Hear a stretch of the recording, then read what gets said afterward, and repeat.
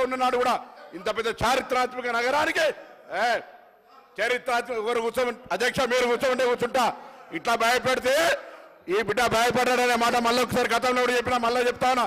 ఈ రోజు ఒకటే మాట, హైదరాబాద్ నుంచి ప్రాతినిధ్యం వహిస్తున్నటువంటి వీళ్ళు హైదరాబాద్ లో కేంద్ర మంత్రిగా బరాబర్ మాట్లాడతాం. హైదరాబాద్ లో ఏం నిధులు తీసుకొచ్చినారని అడుగుతా ఉన్నాం.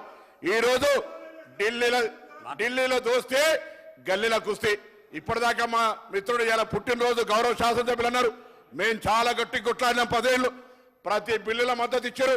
మా పార్టీ ఆనాడు కూడా చెప్పింది ఢిల్లీలో దోస్తే గల్లీలో కుస్తీ. ఏం చేసినారు? ఇవాళ రాజకీయంగా తెలంగాణకు సంబంధించిన విషయం లోపల అన్యాయం జరుగుతుంటే ఎన్నడైనా అఖిలపక్షాన్ని తీసుకుపోయినరా? 2014 తెలంగాణ ఏర్పడినాడు 7 మండలాలతో పాటుగా సీలేరు ప్రాజెక్టుని ఇస్తే మీ కళ్ళ ముందట ఆర్డినెన్స్ తీసుకొని పోతే ఒకరోజు బంధుకు పిలిపించారు. అంతకుముందేమో కాంగ్రెస్ మెడలు వచ్చి తెలంగాణ తెచ్చినాను. మీరు 7 మండలాలు పోతే ఎందుకు చూస్తూ ప్రేక్షకుల్లాగా కూర్చున్నారని సభలో ఇవాళ అడుగుతా ఉన్నాం అధ్యక్ష. ఆనాడు సభ సభ్యుని కాదు, 2009 నుంచి 14 దాకా మా పార్టీ అయినప్పుడు కూడా తెలంగాణ కోసం కొట్లాడితే వచ్చిన తెలంగాణ నుంచి 7 మండలాలు సీలేరు ప్రాజెక్టు తీసుకుపోయినారు.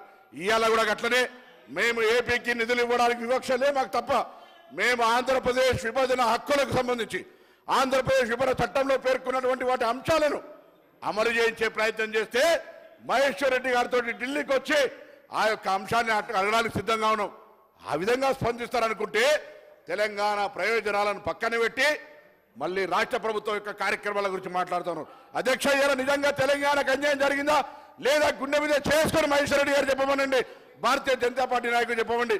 ఎంతసేపు ఉపాధి హామీ పనుల్లో లేకపోతే